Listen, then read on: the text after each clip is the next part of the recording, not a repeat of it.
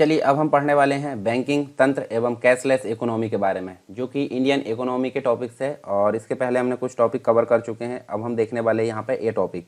ठीक है, भारत की अगर बात करें तो बैंकिंग व्यवस्था पहले देख लेते हैं। बैंक होता क्या है?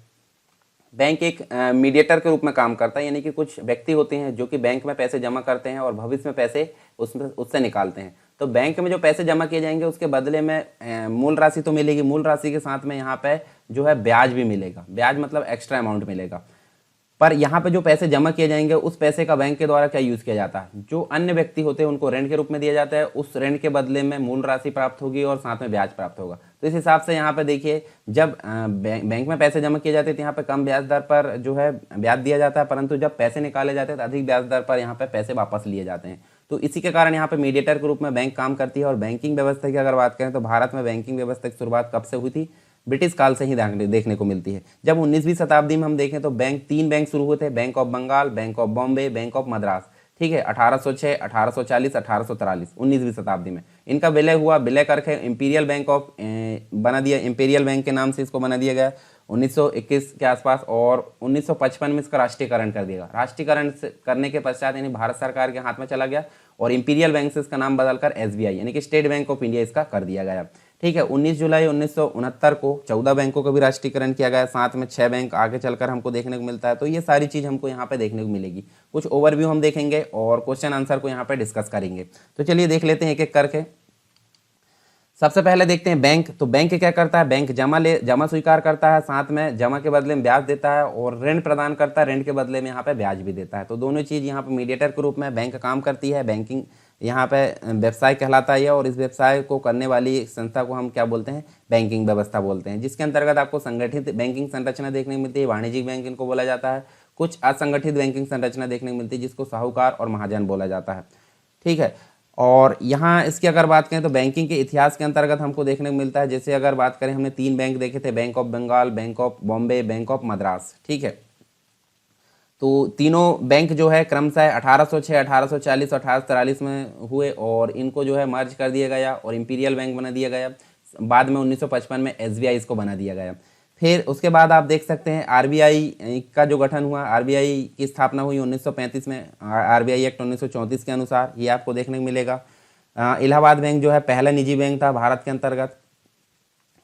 इसके अलावा अगर देखें तो हमको जो है भारत में बैंकिंग संरचना देखने को मिलती है, जिसके अंतर्गत भारतीय रिजर्व बैंक जो है बैंकों का बैंक यानी कि केंद्रीय बैंक के रूप में जाना जाता है। इसके अंतर्गत कुछ अधिसूचित बैंक यानी शेड्यूल्ड बैंक होते हैं, जो अनुसूची नंबर 2 में जो वर्णित होते हैं, जैसे कि अनुसूचित बैंक वाणिज्यिक बैंक होते हैं और एक अनुसूचित सहकारी बैंक होते हैं, जिसके अंतर्गत आपको विदेशी बैंक देखने को मिलते हैं, सार्वजनिक क्षेत्र के बैंक जिसमें एसबीआई और उसके कुछ सहयोगी देखने को मिलते हैं, राष्ट्रीय बैंक, फिर क्षेत्रीय ग्रामीण बैंक देखने को मिलते हैं, निजी बैंक, और अनुसूचित सहकारी बैंक में शहरी सहकारी बैंक और राज्य सहकारी बैंक आपको देखने को मिलते हैं।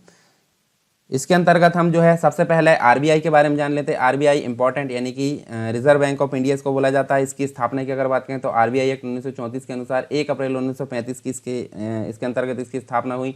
इसकी संरचना में 20 सदस्यों का केंद्रीय निदेशक मंडल होता है, जिसके अंतर्गत जो होता है एक गवर्नर है। ठीक है, एक गवर्नर होता है, 4 डिप्टी गवर्नर होते हैं, एक वित्त मंत्रालय द्वारा नियुक्त एक अधिकारी होता है, और इसके अलावा 10 जो होते हैं भारत सरकार द्वारा नामित निदेशक होते हैं, 4 जो होते हैं स्थानीय बोर्ड के प्रतिनिधि होते हैं। तो इस प्रकार आरबीआई के 4 स्थानीय बोर्ड भी, जिनके कार्यालय मुंबई, कोलकाता, चेन्नई और नई दिल्ली में है। उस स्थानीय बोर्ड में 5 सदस्य होते हैं जो कि भारत सरकार द्वारा 4 वर्ष के लिए नियुक्त किए जाते हैं। इसका हेडक्वार्टर आपको मुंबई में देखने को मिलेगा। ठीक है, पहले कोलकाता था परंतु बाद में मुंबई कर दिया गया। इसके अलावा आरबीआई के कुछ कार्य होते हैं, जैसे कि नोटों का निर्गमन करना। तो नोटों के निर्गमन की अगर बात करें, यहाँ देखिए भारतीय रिजर्व बैंक जो है 1 रुपए के नोट तथा सिक्कों को छोड़कर भारत के अन्य सभी मूल्यों के नोटों को जारी करने का काम करता है। ठीक है, और नोट प्रेस की अगर बात करें तो यहाँ देवास यानी मध्य प्रदेश के अंतर्गत, नासिक यानी महाराष्ट्र के अंतर्गत, सालबोनी पश्चिम बंगाल और मैसूर कर्नाटक, इन सभी में जो है नोट प्रेस देखने को मिलती है यहाँ पे। ठीक है, इसके अलावा दूसरा जो है सरकारी बैंकर इसको बोला जाता है। भारतीय रिजर्व बैंक जो है केंद्र एवं राज्य सरकारों के खाते प्रबंधित करने के साथ साथ उनके व्यापारिक बैंकों की भूमिका भी निभाता है। बैंकों का बैंक यानी कि सभी जो बैंक है उसको उन सभी बैंकों पर नज़र रखने का काम ये केंद्रीय बैंक करता है, जिसे आरबीआई बोला जाता है। विदेशी मुद्रा का प्रबंधन करता है, यानी कि रिजर्व बैंक जो है विदेशी निवेश तथा विनिमय दर को नियंत्रित करने का कार्य करता है।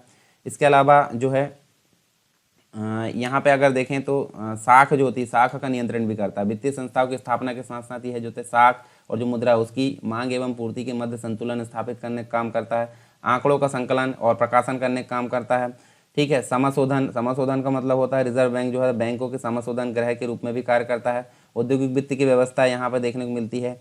अंतर्राष्ट्रीय जो होता है यानी कि भारत सरकार का प्रतिनिधि करता है आईएमएफ के लिए, जिसके अंतर्गत आपको बैंक दर, रेपो रेट ये सभी देखने को मिलती है। तो इनको तो हम बाद में देखेंगे, रिवर्स रेपो रेट क्या होती है, बैंक दर क्या होती है और जो रेपो रेट क्या होती है, सभी चीज़ों को हम बाद में विस्तार से पढ़ने वाले हैं। इसके अलावा हम बात करने वाले हैं बैंकों का राष्ट्रीयकरण, यानी कि जब बैंकों का जो हैंडल करने के जो पावर है या अधिकार क्षेत्र है गवर्नमेंट के हाथ में चली जाए तो उसको राष्ट्रीयकरण बोलते हैं। तो हमने देखे थे तीन बैंक को यहाँ पे मर्ज किया गया था। इंपीरियल बैंक में, इंपीरियल बैंक को 1955 में एसबीआई में कन्वर्ट किया जिसे राष्ट्रीयकरण करके किया गया था। कुछ अन्य बैंकों के नाम की अगर बात करें तो यहाँ पे आपको देखने को मिलता है, देखिए रिजर्व बैंक भी, रिजर्व बैंक के बारे में हमने देख लिया। रिजर्व बैंक का जो राष्ट्रीयकरण 1949 में किया गया था ये हमको आगे देखने को मिलेगा। और कुछ अन्य बैंक है जैसे कि स्टेट बैंक ऑफ बीकानेर जो कि जयपुर में देखने को मिलेगा। ठीक है। State bank of Hyderabad, state bank of Indore, state bank of Travancore, state bank of Mysore, ये सभी बैंक है यहाँ पे देखने को मिलते हैं। इसके अलावा भारत में 14 बैंक की अगर बात करें तो बैंकों का राष्ट्रीयकरण 19 जुलाई 1969 को यहाँ पे 14 बैंकों का राष्ट्रीयकरण किया गया, जिसके अंतर्गत आप इनका जो है स्क्रीनशॉट लेकर पढ़ सकते हैं। और 15 अप्रैल 1980 को 6 बैंकों का राष्ट्रीयकरण किया गया। 2019 में 19 राष्ट्रीय बैंक देखने को मिलते हैं वर्तमान में। ठीक है। और ये चेंजेस होते रहते हैं। ठीक है। तो ये आप जो है आंकड़े अपनी जो है एडिट करते रहें। इसके अलावा कुछ जो होती है प्रिंटिंग प्रेस होती है, जैसे कि India security press Nashik Maharashtra के अंतर्गत देखने को मिलेगी। ठीक है। सिक्योरिटी प्रिंटिंग प्रेस हैदराबाद में, currency note press Nashik Maharashtra में, bank note press Dewas Madhya Pradesh में, सालबोनी पश्चिम बंगाल, मैसूर कर्नाटक में देखने को मिलेगी। ठीक है। सिक्योरिटी पेपर मिल होशंगाबाद मध्य प्रदेश में देखने को मिलेगी। कुछ टकसाल है जहाँ सिक्के जो है ढाले जाते हैं। मुंबई 1830 में इसकी स्थापना हुई, कोलकाता में 1903 में, हैदराबाद में 1950 में, नोएडा में 1989 में। चलिए यहाँ एक चीज़ और जान लेते हैं, कैशलेस इकोनॉमी। कैशलेस इकोनॉमी क्या होता है, जहाँ पर नकदी का प्रयोग नहीं किया जाता उसको कैशलेस इकोनॉमी बोला जाता है। यानी कि जब किसी अर्थव्यवस्था में नकदी का प्रवाह ना के बराबर किया जाए और सभी प्रकार के वित्तीय लेन देन डेबिट कार्ड और क्रेडिट कार्ड के माध्यम से किया जाए, यानी कि यूपीआई कुछ इलेक्ट्रॉनिक जो मतलब एक प्रकार से जो इलेक्ट्रॉनिक जो माध्यम है जिसके माध्यम से, जैसे यूपीआई है, वॉलेट है, इनके माध्यम से अगर पैसों का लेन देन किया जाता है तो उसे कैशलेस अर्थव्यवस्था के अंतर्गत या कैशलेस इकोनॉमी के अंतर्गत शामिल किया जाता है। कैशलेस इकोनॉमी लेन देन के जो माध्यम होते हैं जैसे प्लास्टिक मनी होती है, डेबिट कार्ड, क्रेडिट कार्ड हो सकते हैं, मोबाइल वॉलेट हो सकता है जैसे डिजिटल वॉलेट जिसे हम बोलते हैं। ठीक है। फोन पे, गूगल पे वगैरह, नेट बैंकिंग हो सकती है जिसके अंतर्गत मोबाइल और कंप्यूटर के माध्यम से किया जाता है। पेमेंट बैंक होते हैं जैसे सीमित बैंकिंग जो होता है उनको बोला जाता है यहाँ पे। इसके अलावा हम देखें तो यहाँ जो होती है कैशलेस व्यवस्था के कुछ लाभ भी हो सकते हैं, जैसे टैक्स की चोरी नहीं होती, काले धन पर जो है रोक लगाई जा सकती है, बैंकिंग सेवाओं तक जो है बैंकिंग सेवाओं की व्यापक पहुँच होती है, यानी कि सभी जगह तक पहुँच हो जाती है, लागत में कमी हो जाती है, जनहित योजनाओं की व्यापक पहुँच हो जाती है, अधिक सुविधा एवं आसान होता है। ठीक है। समय, श्रम, इस सारी चीज़ों की बचत होती है। उसके बाद चुनौतियों की अगर बात करें तो चुनौतियाँ क्या होनी चाहिए, इसके लिए सबसे इंपॉर्टेंट चीज़ आपके लिए आपके पास में जो है इसका नॉलेज होना चाहिए, साथ में संसाधन होना चाहिए। तो मोबाइल और जो अन्य सुविधा यहाँ पे देखने को मिलती है और इसके साथ ही जो है इसका नॉलेज होना चाहिए, साक्षरता की जो है जानकारी होना चाहिए, इंटरनेट की यहाँ पे व्यवस्था होनी चाहिए। तो ये सभी चुनौती इसके सामने है। ग्रामीण क्षेत्रों में ये पहुँच पाना काफ़ी कठिन होता है, साइबर क्राइम का खतरा यहाँ पे देखने को मिलता है। तो ये सारी चीज़ हमने देखें कैशलेस इकोनॉमी, और कुछ हमने बैंकिंग व्यवस्था के बारे में देखें ओवरव्यू। तो चलिए अब हम बात कर लेते हैं यहाँ पे इंपॉर्टेंट क्वेश्चन जो कि आपके पिछले एग्जाम यानी कि ISPCS में पूछे गए, और दूसरे जो है मॉडल क्वेश्चन आंसर हम देखेंगे। तो इस हिसाब से अगर देखें तो पहला क्वेश्चन आपको देखने को मिलता है, भारत में वित्तीय समावेशन को प्रोत्साहित करने की, समावेशन का मतलब मैंने बताया था जो वित्तीय व्यवस्था है, वित्तीय जो भी है जैसे बैंकिंग व्यवस्था या वित्तीय व्यवस्था एक दूर दराज के क्षेत्र तक भी पहुंचाना, उसको बोला जाता है वित्तीय समावेशन। ठीक है। उसको प्रोत्साहित करने की दृष्टि से भुगतान बैंक यानी जो पेमेंट बैंक है उसकी स्थापना की जा रही है। इस दृष्टि से निम्न कथनों में से कौन सा सही है, तो यहाँ पे कौन सा कथन सही है तो आपको देखने को मिलेगा, देखिए जिन मोबाइल टेलीफोन कंपनियों और सुपर बाजार श्रृंखलाओं का स्वामित्व एवं नियंत्रण भारतीय व्यक्तियों के पास है वे भुगतान बैंकों के प्रवर्तक होने योग्य है, बिल्कुल सही है। भुगतान बैंक क्रेडिट कार्ड एवं डेबिट कार्ड दोनों जारी करती है, गलत है। उसके अलावा भुगतान बैंक ऋण देने के जो कार्यकलाप है नहीं कर सकते, तो ये सही है। यानी कि 1 और 3 यहाँ पे सही होंगे, तो बी नंबर का हमारा यहाँ पे राइट आंसर होगा। 1 और 3 यहाँ पे सही है, ठीक है। इसके अलावा आरबीआई की गाइडलाइन के अनुसार अगर देखें तो भुगतान बैंक की न्यूनतम चुकता इक्विटी जो पूंजी है 100 करोड़ रुपए है, तथा भुगतान बैंकों के प्रवर्तक वे ही होंगे जिनके पास मोबाइल टेलीफोन और सुपर बाजार जैसी श्रृंखलाओं का स्वामित्व है। भुगतान बैंक सिर्फ डेबिट मतलब एटीएम सुविधा जो है कार्ड उपलब्ध करने का कार्य करते हैं, ना कि क्रेडिट कार्ड, और ना ही ऋण देने का अधिकार भुगतान बैंक के पास होता है। इसके अलावा नेक्स्ट जो क्वेश्चन है, नेक्स्ट की अगर बात करें माइक्रो वित्त यानी कि सूक्ष्म वित्त यानी कि माइक्रो फाइनेंस निम्न आय वर्ग के व्यक्तियों के लिए वित्तीय सेवाओं का प्रावधान करता है। वह सेवाएं उपभोक्ताओं और स्वरोजगार में जुटे व्यक्तियों दोनों को प्रदत्त की जाती है। सूक्ष्म वित्त के अंतर्गत जो सेवा जो उपलब्ध की जाती है वह अगर देखें तो यहाँ पे हमको देखने को मिलता है 4 है। तो देखिए ऋण सुविधा उपलब्ध होती है, बचत सुविधा है, बीमा सुविधा और निधि अंतरण सुविधा है। तो चारों यहाँ पे इसका राइट आंसर है, डी नंबर का यहाँ पे राइट आंसर होगा, ठीक है। इसके अलावा भारत में सार्वजनिक क्षेत्र के जो बैंक है उनके संचालन के संबंध में निम्नलिखित कथनों पर विचार करना है और सही कथन का चुनाव करना है। तो सही कथन कौन सा होगा? तो देखिए यहाँ पे जो है पिछले दशक में भारत सरकार द्वारा जो है सार्वजनिक क्षेत्र के बैंकों में पूंजी के अंतर्वेशन में लगातार वृद्धि हुई है, गलत है। सार्वजनिक क्षेत्र के बैंकों को सुव्यवस्थित करने के लिए मूल भारतीय स्टेट बैंक के साथ जो है उसके सहयोगी बैंकों का विलय किया गया। तो ये बिल्कुल सही है, यानी कि दूसरा नंबर सही है, तो बी नंबर का हमारा राइट आंसर होगा, ठीक है। और अगर 2008-9 से 2016-17 की बात करें तो इसके समय अंतराल में सार्वजनिक क्षेत्र के बैंकिंग सेवाओं में भारत सरकार द्वारा 1.8 लाख करोड़ अंतर्वेशित किए गए। भारत सरकार की जो है की गई है पूंजी में इस अवधि में काफ़ी विलय हुआ, जिसके क्रमिक वृद्धि का अभाव होना पाया गया। इस प्रकार जो है एक तो हमारा यहाँ पे गलत हो गया, ठीक है। वाणिज्यिक बैंकों द्वारा किए जाने वाले लोक लुभावन ऋण यानी टीजर लोन क्यों जो है कर आर्थिक चिंता का विषय बना हुआ है? तो आर्थिक चिंता का विषय क्यों बना है? तो सही कथन का चुनाव करना। देखिए लोक लुभावन जो टीजर लोन है अधोमुख ऋण यानी सब प्राइस लोडिंग का ही एक रूप समझे जाते हैं, तथा बैंकों को यह जोखिम रहता है कि भविष्य में उनके ऋण जो है चुकता ना हो। तो ये सही है। देश में लोक लुभावन ऋण जो है मुख्यतः अनुभवहीन उद्यमियों को उत्पादन संबंधी अथवा निर्यात इकाइयों स्थापित करने के लिए दिए जाते हैं। तो ये गलत है, यानी कि ओनली एक ए नंबर का हमारा यहाँ पे राइट आंसर होगा। और अल्प और जो मध्य आय वर्ग के लोग हैं उसको ऋण उपलब्ध कराने के उद्देश्य से ये जो है टीजर लोन या लोक लुभावन ऋण देने का यहाँ पे प्रयोग किया जाता है। कोर बैंकिंग समाधान पद कभी कभी समाचारों में देखा जाता है और निम्नलिखित कथनों में कौन से कथन पद का यहाँ पे वर्णन करता है? ठीक है, इस पद का वर्णन करता है। तो यहाँ पे जो है देखिए हम देख सकते हैं सही कथन का चुनाव करना तो है बैंक की शाखाओं का वह तंत्र है जो उपभोक्ताओं को अपने खातों का संचालन बैंक की किसी भी शाखा से कर सकने की सुविधा देता है, चाहे उन्होंने अपना खाता कहीं भी खोल रखा हो। तो ये बिल्कुल सही है, ठीक है, बैंकिंग समाधान जो है। तो ये एक जो है हमारा सही है, बाकी दूसरा आपका गलत होगा क्योंकि यह है व्यावसायिक बैंकों पर कंप्यूटरीकरण के माध्यम से आरबीआई का नियंत्रण बढ़ाने का प्रयास है, गलत है। एक तीसरा भी गलत होगा, यह एक जो है विस्तृत प्रक्रिया है जिसके द्वारा विशाल यानी कि नॉन परफॉर्मिंग परिसंपत्ति वाले बैंकों का अधिग्रहण दूसरे बैंकों में कर लिया जाता है, ये भी गलत है, यानी कि ओनली एक ही हमारा यहाँ पे सही होगा। नेक्स्ट क्वेश्चन है किस अर्थव्यवस्था के मुद्रा जो है गुणक निम्नलिखित में से किस एक के साथ यहाँ साथ साथ बढ़ता है? तो यहाँ पे इसका राइट आंसर क्या होगा? जनता की बैंकिंग आदतों में वृद्धि, ये जो है इसके साथ साथ यहाँ देखने को मिलता है। और किसी अर्थव्यवस्था में मुद्रा गुणक जनता में जो है बैंकिंग आदतों में वृद्धि के साथ साथ बढ़ता है। मुद्रा गुणक प्रारक्षित जो होता है मुद्रा में वृद्धि तथा मुद्रा की पूर्ति अथवा व्यापक मुद्रा में वृद्धि के बीच संबंध प्रदर्शित करता है। तो ये चीज़ हमको देखने को मिलती है। अगला क्वेश्चन है भारत में वाणिज्यिक बैंक की परिसंपत्ति में निम्नलिखित में से क्या शामिल नहीं है? तो यहाँ पे देखिए अग्रिम शामिल है, निवेश शामिल है, इसके अलावा मांग तथा अल्पसूचना मुद्रा शामिल है, परंतु जमा यहाँ शामिल नहीं है। तो राइट आंसर हमारा जमा होगा, ठीक है। इसके अलावा सार्वजनिक क्षेत्रक जो है बैंकों के अध्यक्षों का चयन कौन करता है? तो सार्वजनिक क्षेत्रों के बैंकों का जो अध्यक्ष का चयन है वो कौन करता है? बैंक बोर्ड ब्यूरो, ए नंबर का हमारा राइट आंसर होगा। और बैंक बोर्ड ब्यूरो का गठन 1 अप्रैल 2016 से स्वायत्त सलाहकार निकाय के रूप में किया गया। ये चीज़ हमको देखने को मिलती है। वर्तमान में स्टेट बैंक ऑफ इंडिया को छोड़कर भारत में सार्वजनिक क्षेत्र के जो बैंक है वो कितने हैं? तो हमने देखे थे यहाँ पे देखिए 19 दिखाता है, 19 18 जो भी हो सकता है। तो ये वर्तमान की कंडीशन के अनुसार आप डाटा यहाँ पे निकाल सकते हैं, ठीक है। तो मतलब सार्वजनिक राष्ट्रीयकृत जो बैंक है उनकी संख्या बढ़कर कितनी हो गई है? 19, ठीक है। पहले कितनी थी? 18 थी।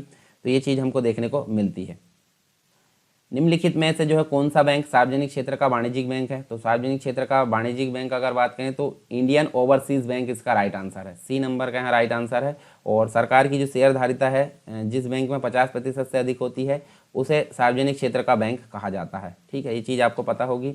निम्नलिखित में से कौन सा एक राष्ट्रीयकृत बैंक नहीं है? तो राष्ट्रीयकृत बैंक कौन सा नहीं है? तो आप देख सकते हैं आईसीआईसीआई जो बैंक है वो यहाँ पर राष्ट्रीयकृत बैंक नहीं है। औद्योगिक सेक्टर के विकास तथा उनकी आर्थिक गतिविधियों के सुव्यवस्थित ढंग से बनाए रखने के लिए 1955 में विश्व बैंक तथा संयुक्त राज्य अमेरिका के सुझाव से इस बैंक को बनाया गया था। ठीक है, आईसीआईसी जो बैंक है मतलब यहाँ पे हमको देखने को मिलता है industrial credit and investment corporation of India इसको बोला जाता है। भारतीय स्टेट बैंक की स्थापना कब हुई? तो ये 1955 में हमको देखने को मिलती है। ठीक है, मतलब इंपीरियल बैंक को जब राष्ट्रीयकृत किया गया था तो उसका नाम बदलकर एसबीआई कर दिया गया। तो 1955 इसका राइट आंसर है। भारत का सबसे बड़ा व्यापारिक बैंक कौन सा है? तो भारत का सबसे बड़ा जो व्यापारिक बैंक है स्टेट बैंक ऑफ इंडिया माना जाता है। बी नंबर का राइट आंसर होगा। इसके अलावा किस भारतीय व्यावसायिक बैंक ने जो है सबसे पहले चलती फिरती एटीएम सेवा प्रारंभ की? तो ये आईसीआईसीआई जो बैंक है इसके द्वारा जो है एटीएम सेवा प्रारंभ की गई चलती फिरती वाली। इन्हें 12 दिसंबर 2002 को मुंबई क्षेत्र में सबसे पहली चलती फिरती एटीएम जो मोबाइल एटीएम होता है उसकी सेवा प्रारंभ की गई। ठीक है, इस बैंक के द्वारा। अप्रैल 2011 में भारतीय स्टेट बैंक के चेयरमैन के पद पर कौन कार्यरत है? ठीक है, मतलब अभी तक जो है चेयरमैन के पद पर कार्यरत रहे हैं। तो यहाँ देखिए 7 अप्रैल 2011 को जो ओपी भट्ट है इसके स्थान पर यहाँ पर प्रदीप चौधरी ने स्टेट बैंक के चेयरमैन के रूप में पद ग्रहण किया। तो यहाँ प्रदीप चौधरी ए नंबर का राइट आंसर होगा। इसके अलावा बैंक ऑफ राजस्थान का विलय हुआ इनमें से किस एक बैंक के साथ हुआ? तो यहाँ देखिए आईसीआईसीआई जो बैंक है इसके साथ बैंक ऑफ राजस्थान का विलय यहाँ पे हुआ। बी नंबर का राइट आंसर। और 13 अगस्त 2018 को बैंक ऑफ राजस्थान का विलय हुआ था, ये आपको याद रखना है। राजस्थान में राजपुताना महिला नागरिक बैंक महिला सरकारी जो बैंक है नागरिक सरकारी बैंक है इसने जिस शहर एवं तिथि से कार्य प्रारंभ किया वह आपको देखने को मिलेगा उत्तर में। तो उत्तर में क्या है? ये है उदयपुर 28 जून 1993। सॉरी, यहाँ उदयपुर नहीं आएगा, उदयपुर ना आकर क्या आएगा जयपुर जो है 30 अगस्त 1990 इसका राइट आंसर होगा। उदयपुर नहीं है, तो ए नंबर का आपका राइट आंसर होगा। जिला साख योजना यहाँ देखिए जिला साख योजना जो है बनाई जाती है। तो जिला साख योजना जो बनाई जाती है वो किसके द्वारा बनाई जाती है? लीड बैंक के अंतर्गत इसको बनाया जाता है। ठीक है, और जिले में साख व्यवस्था के समन्वय हेतु लीड बैंक को विशेष भूमिका निभानी पड़ती है। 1969 में दिसंबर में जो है आरबीआई द्वारा लीड बैंक योजना को प्रारंभ किया गया था। भारत में जो है वित्तीय क्षेत्र के सुधारों में शामिल है। तो वित्तीय क्षेत्र के सुधारों में क्या शामिल है? सीआरआर और एसएलआर को कम करना बिल्कुल सही है। बीमा क्षेत्र में निजी कंपनियों का प्रवेश ये भी सही है। ब्याज दर का जो है अविनियमन ये भी सही है, यानी कि उपरोक्त सभी इसका राइट आंसर होगा। ठीक है, अगला देखते हैं। भारत में जो है भारतीयों द्वारा 1881 में स्थापित हुआ तथा उनके प्रबंध में चलने वाला जो सीमित देयता का प्रथम बैंक यहाँ कौन सा है? तो ये अवध कमर्शियल बैंक इसका राइट आंसर होगा। बी नंबर का यहाँ राइट आंसर होगा। और ये 1881 में प्रारंभ हुआ। सीमित देयता के आधार पर प्रारंभ होने वाला भारत का प्रथम बैंक था। पूर्ण रूप से भारतीयों द्वारा संचालित बैंक की ख्याति पंजाब नेशनल बैंक को प्राप्त है, ये आपको याद रखना है। किस अर्थव्यवस्था में यदि ब्याज की दर घटाया जाता है तो यह क्या होती है? तो यहाँ पे देखिए अर्थव्यवस्था में निवेश व्यय जो है बढ़ाएगा, निवेश व्यय बढ़ाएगा। सी नंबर का हमारा यहाँ पे राइट आंसर होगा। मतलब क्या है? अर्थव्यवस्था में ब्याज दरों का कम होना लोन लेने को प्रेरित करता है, जिससे वह व्यक्ति निवेश तथा उपभोग के व्यय को कम करेगा। और ब्याज दर कम होने से उधार लेना बेहद आसान होगा, जो निवेश तथा उपभोग को बढ़ावा देगा। इसके अलावा भारत में बैंकों का पहली बार राष्ट्रीयकरण कब हुआ? पहली बार राष्ट्रीयकरण हुआ यहाँ पे देखिए 1969 में, जब 14 बैंक यहाँ पर राष्ट्रीयकृत किए गए थे। फिर 1980 में 6 व्यावसायिक बैंक को राष्ट्रीयकृत किया गया। ठीक है, नाम आप ध्यान से देख सकते हैं गूगल सर्च करके। निम्नलिखित में से कौन सी एक वाणिज्य बैंक की परिसंपत्ति है? तो यहाँ पे किसानों की जो साख है वो जो है एक वाणिज्यिक बैंक की परिसंपत्ति मानी जाती है। ठीक है, बैंकों द्वारा दी गई जो साख है बैंक की परिसंपत्ति के रूप में जानी जाती है।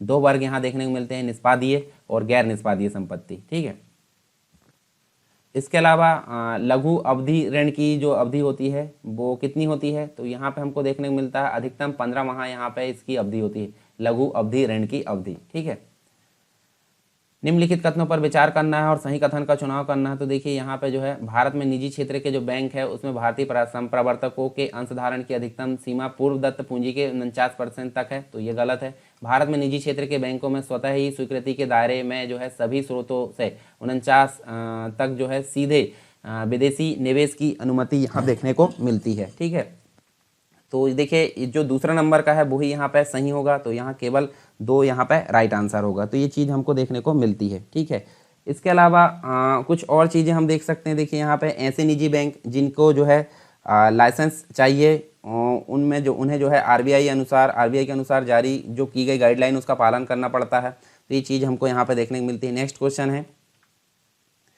निम्न चार विदेशी बैंकों में से जो भारत में कार्य संचालन कर रहे हैं किस एक की सबसे अधिक शाखाएं है? तो किस एक की यहाँ पे सबसे अधिक शाखाएं है? स्टैंडर्ड चार्टर्ड बैंक, जो कि सी नंबर का हमारा राइट आंसर है। ठीक है, और यहाँ पे 100 शाखा भारत में कार्यरत है इस बैंक की। उसके बाद जो है अमेरिका जो बैंक है, अमेरिका की सिटी बैंक जो है, जो पहले नंबर का है, सिटी बैंक की अगर बात करें तो 35 शाखाएं कार्यरत है।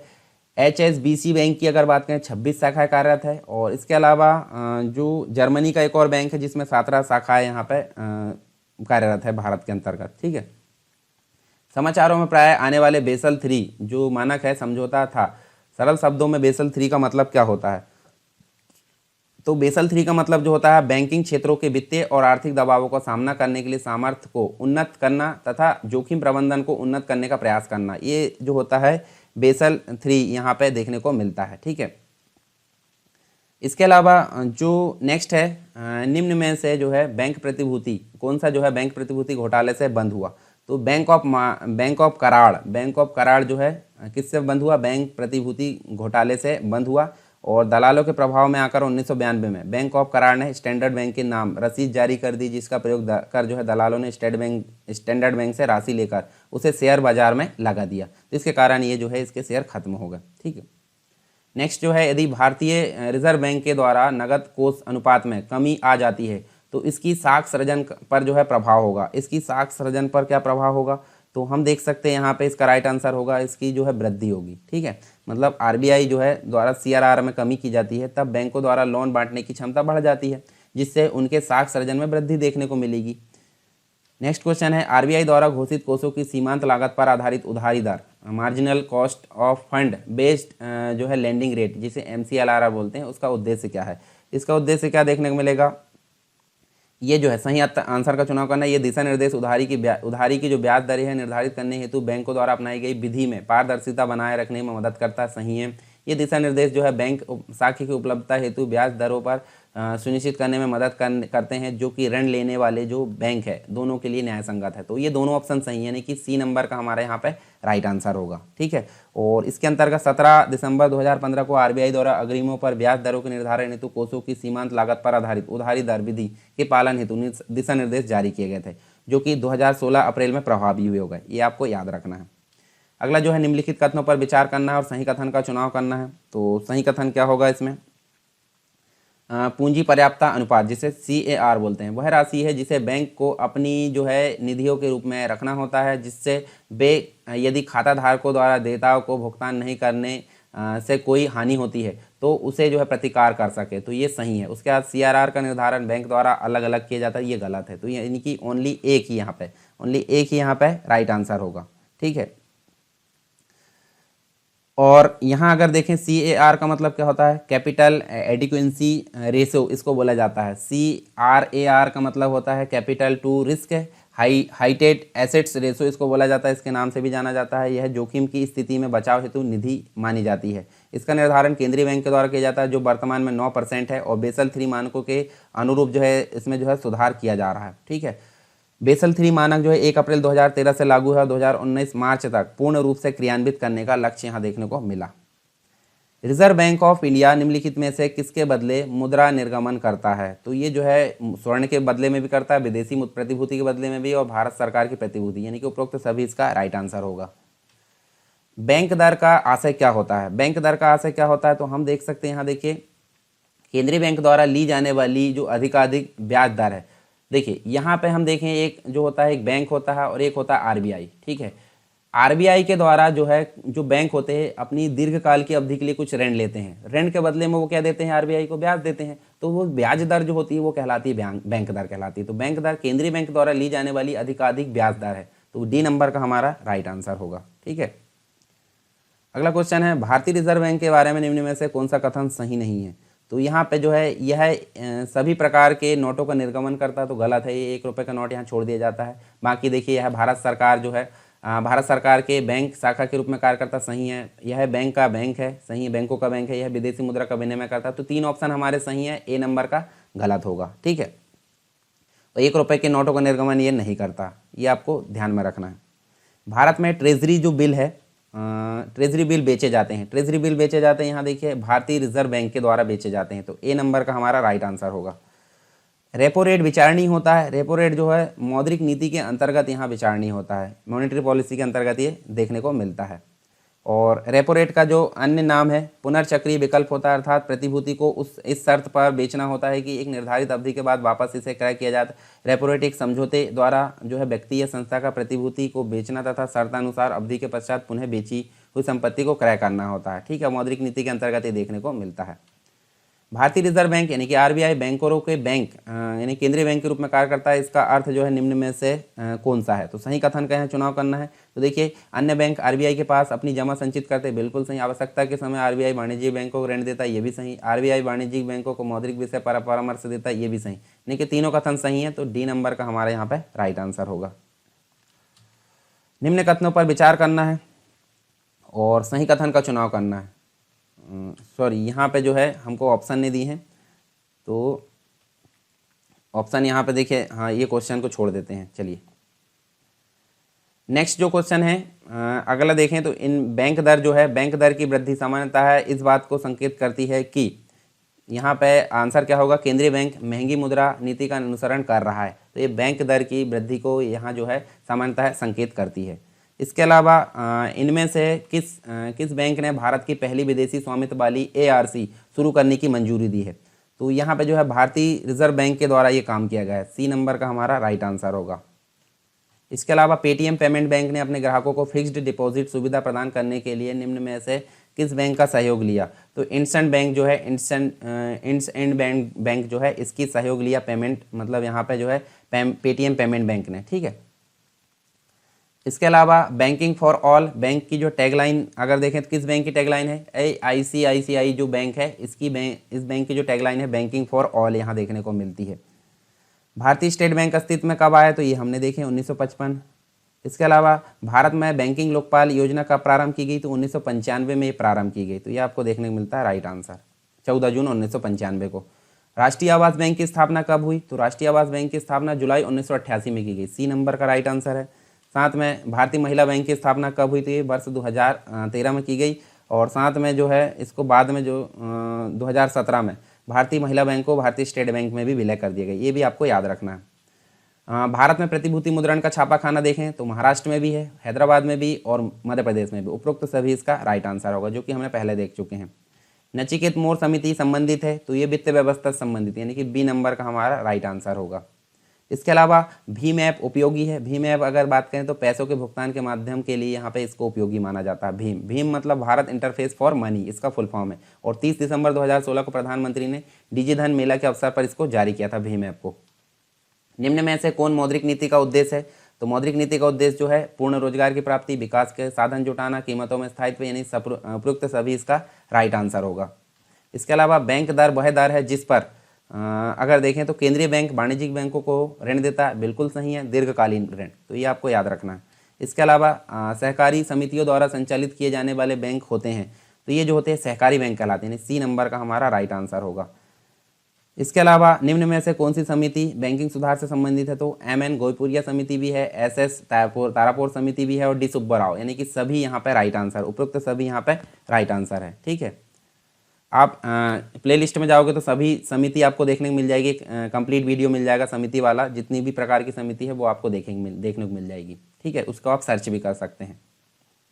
इंडिया पोस्ट पेमेंट बैंक की पायलट प्रोजेक्ट के रूप में सर्वप्रथम शाखाएं खोली गई, तो सर्वप्रथम शाखाएं अगर बात करें तो यहाँ देखिए रांची में भी खोली गई, जयपुर में नहीं खोली गई, रायपुर में खोली गई, यानी कि ए और सी दोनों यहाँ पर राइट आंसर होंगे। वित्तीय समावेशन का अर्थ क्या है, तो वित्तीय समावेशन जैसे कि मैंने बताया बैंकिंग सुविधाओं को समाज के सभी वर्गों तक पहुँचाना इसका अर्थ होता है। ठीक है, इसके अलावा निम्न में से बैंक खाते का प्रकार है, तो तो बैंक खाते का प्रकार बचत खाता भी होता है, चालू खाता भी, सावधि जमा खाता, यानी उपरोक्त सभी इसका राइट आंसर होगा। इसके अलावा निम्न में से कौन जो है भारत के सभी एटीएम को जोड़ता है? तो भारतीय राष्ट्रीय भुगतान निगम एनपीसीआई की अगर बात करें तो ये सभी एटीएम को जो आपस में जोड़ने का काम करता है, एनपीसीआई, ठीक है। और भारत में पहली बार एटीएम सर्विस की शुरुआत 1987 में यहाँ पे शुरू की गई थी, तो ये आपको याद रखना है, ठीक है। एटीएम का पूरा नाम क्या होता है? ऑटोमेटेड टेलर मशीन होता है। 14 बैंकों का राष्ट्रीयकरण की अगर बात करें तो 1969 में हुआ था। 14 बैंकों का राष्ट्रीयकरण 19 जुलाई 1969 को यहाँ पे देखने को मिलता है, और इन बैंकों की जमा राशि 50 करोड़ या उससे अधिक थी। कैशलेस लेन देन के साधन है, तो कैशलेस लेन देन के साधन की अगर बात करें तो मोबाइल वॉलेट भी है, नेट बैंकिंग भी है, पेमेंट बैंक भी है, यानी कि उपरोक्त सभी इसका राइट आंसर होगा। इसके बाद 27 मार्च 2020 को भारतीय रिजर्व बैंक के गवर्नर शक्तिकांत दास की अध्यक्षता में मौद्रिक नीति समिति ने 7वीं द्विमासिक मौद्रिक नीति वक्तव्य 2019-20 जारी की। इसके तहत रेपो रेट कितने आधार अंक तक जो है कमी आई? तो यहाँ इसका राइट आंसर होगा 75 यहाँ पे इसका राइट आंसर होगा। निम्नलिखित में से जो आरबीआई का लेखांकन वर्ष क्या है? तो ये जो है जुलाई से जून यहाँ पे इसका लेखांकन वर्ष माना जाता है। साथ में नेक्स्ट क्वेश्चन देखें तो फरवरी 2020 में किस बैंक ने देश में डिजिटल लेन देन को बढ़ावा देने हेतु नया नारा यानी cash is king but digital is divine, अर्थात नकदी भव्य है पर डिजिटल दिव्य है, ये दिया है। तो किस बैंक के द्वारा दिया गया है? ये दिया गया है भारतीय रिजर्व बैंक के द्वारा, यानी कि केंद्रीय बैंक के द्वारा ये काम किया गया है। इसके बाद नेक्स्ट जो है हाल ही में लॉन्च हुई उत्कर्ष 2022 किसकी पहल है? तो ये किसकी पहल है? भारतीय रिजर्व बैंक की ये पहल है। मतलब जो उत्कर्ष 2022 है ये भारतीय रिजर्व बैंक की पहल मानी जाती है। गिफ्ट आईएफसी में परिचालन शुरू करने का प्रस्ताव जो है किस बैंक का है? तो ये जो है स्टैंडर्ड चार्टर्ड बैंक का यहाँ पे देखने को मिलता है, ठीक है। केंद्रीय बैंकों के लिए जो है किस संख्या ने ग्रीन बॉन्ड फंड जारी किया? मतलब किस संस्था ने? तो ये संख्या नहीं है, संस्था है। तो यहाँ पे जो है बैंक ऑफ इंटरनेशनल सेटलमेंट के द्वारा ये काम किया गया है, ठीक है। इसका मुख्यालय आपको बेसल यानी स्विट्जरलैंड में देखने को मिलता है। एसबीआई कार्ड की कॉन्टैक्टलेस मोबाइल फ़ोन पेमेंट सुविधा का नाम क्या है? तो एसबीआई कार्ड पे इसको बोला जाता है। ए नंबर का राइट आंसर होगा। 1 जनवरी 2020 की जो है भारतीय रिजर्व बैंक के गवर्नर शक्तिकांत दास ने दृष्टि बाधित लोगों की सहायता के लिए मोबाइल ऐप मनी लॉन्च किया है। इसके संबंध में कौन सा तथ्य सही नहीं है? तो यहाँ पे देखिए जो ए है, मतलब देखिए भारतीय रिजर्व बैंक के गवर्नर ने मनी ऐप को नई दिल्ली में लॉन्च किया, ये गलत है। यहाँ पे अगर देखें तो देखिए इस ऐप को जो है 1 जनवरी 2020 को आरबीआई के गवर्नर ने यहाँ पे मुंबई में लॉन्च किया, दिल्ली में नहीं, ठीक है। तो बाकी तीनों सही आप पढ़ सकते हैं इनको। इसके अलावा 20 जनवरी 2020 को बैंक ऑफ बड़ौदा का नया एमडी तथा सीईओ नियुक्त किया गया है। तो कौन है ये है संजीव चड्ढा। संजीव चड्ढा इसका राइट आंसर है। इसके अलावा 14 जनवरी 2020 के मध्य जो है आरबीआई द्वारा वित्तीय साक्षरता दिवस मनाया जाएगा। इसकी इस वर्ष की थीम क्या है? तो इस वर्ष की थीम की अगर बात करें तो यहाँ पे हमको देखने को मिलता है माइक्रो, लघु एवं मध्यम उद्योग, इसकी थीम देखने को मिलती है। इसके अलावा निम्नलिखित में से कौन सा कथन सत्य है? तो यहाँ पे अगर देखें तो देखिए फरवरी 2020 की स्थिति में रेपो दर 5.15 निर्धारित की गई, सही है। फरवरी 2020 की स्थिति में रिवर्स रेपो रेट जो है 4.90। उसके बाद स्थित जो बैंक दर है, बैंक की अगर बात करें बैंक दर की तो 8.75। तो ये तीनों ऑप्शन सही है, यानी कि डी नंबर का हमारा राइट आंसर होगा, ठीक है। और बाकी चीज़ आप यहाँ जो है ध्यान में देख सकते हैं, जैसे कौन कौन सी चीज़ हमने देखे, रेपो रेट है, रिवर्स रेपो रेट, बचत बैंक। तो इन सभी के लिए एक मैं जो है अलग से एक वीडियो बना दूंगा, और ऑलरेडी इकोनॉमी वाली जो लेक्चर है उसमें आपको देखने को मिलेगा, मेंस के कोर्स में भी, और एक स्पेशल इकोनॉमी का कोर्स उसमें भी आपको ये सारी चीज़ें देखने को मिलेगी, ठीक है। तो इन सभी को जाकर आप पढ़ सकते हैं। तो ये तो था हमारा कुछ यहाँ पे ओवरव्यू, ठीक है। ओवरव्यू हमने देखे। इसके अलावा जो है क्वेश्चंस को हमने डिस्कस किए, काफ़ी अधिक क्वेश्चन हमने डिस्कस कर लिए। आई होप सारी चीज़ें आपको क्लियर हुई होगी। अगर किसी प्रकार की प्रॉब्लम है तो आप मुझे कमेंट बॉक्स में बताइए, मैं उसको ज़रूर सॉल्व करूँगा। और आप टेलीग्राम चैनल, डिस्कशन ग्रुप, इनको ज्वाइन कर सकते हैं, ऐप को डाउनलोड कर सकते हैं। इन सभी की लिंक आपको डिस्क्रिप्शन बॉक्स में मिल जाएगी वीडियो के नीचे।